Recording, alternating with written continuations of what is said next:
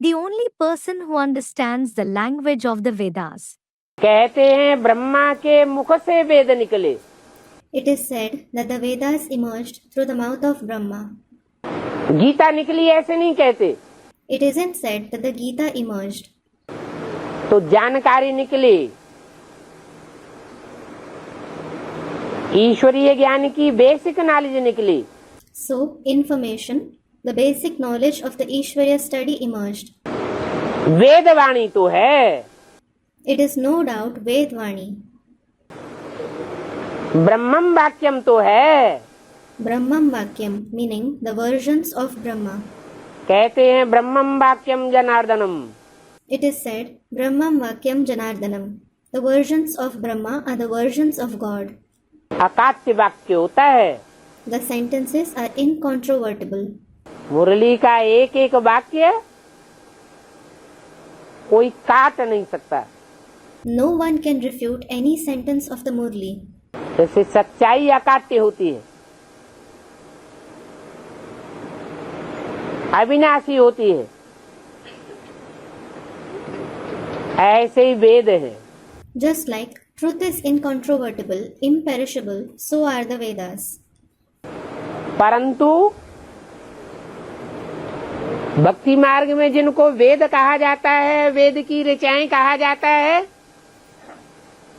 उन ऋचाओं को सब कोई समझ सकता है क्या? However, can everyone understand what are the Vedas, the verses of the Vedas in the path of bhakti? समझ सकता है? Can they understand them? नहीं समझ सकता है। They can't understand them. वेद की भाषा और उसका interpretation, The language of the Vedas and their interpretation.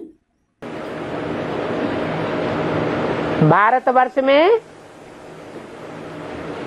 Hindi में एक ही विद्वान हुआ है।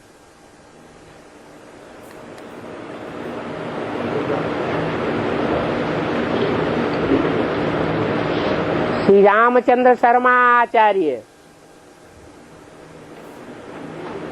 जिन्होंने सब वेदों की टीका लिखी है। There has been just one Hindi language scholar, Sri Ramchandra Sharmacharya, in the land of Bharat. There has been just one Hindi language scholar, Sri Ramchandra Sharmacharya, in the land of Bharat, who wrote all the commentaries on the Vedas. Who wrote the commentaries on all the Vedas. वो तो भक्ति मार्ग की बात हो गई। That is the concept of the path of bhakti.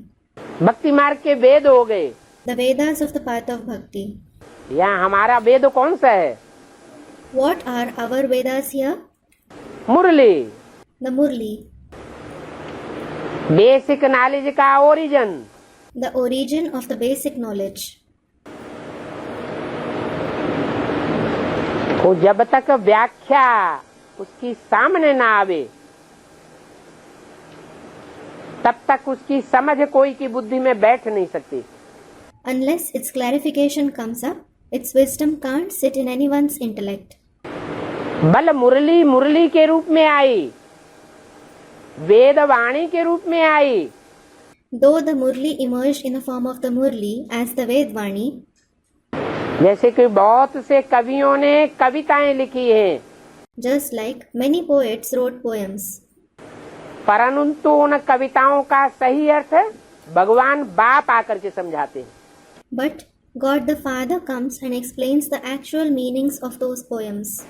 वो कविता करने वाले खुद उसका सही अर्थ नहीं जानते थे। The poets themselves didn't know its actual meaning. ऐसे ही Similarly, जो वेद की वेदवाणी अर्थात मुरली निकली है, the unlimited Vedvani, that is Murlis which emerged, बल ब्रह्मा के मुख दादा लेखराज के मुख से निकली है। though they emerged through the mouth of Brahma, Dada Lekhraj, परंतु उसके तंत्र को, उसके मर्म को ब्रह्मा स्वयं भी नहीं समझते थे। even he didn't used to understand its essence and secret. उसकी समझानी भगवान बाप को टीचर बन करके देनी पड़ती है। God the Father has to become the teacher and give its explanation.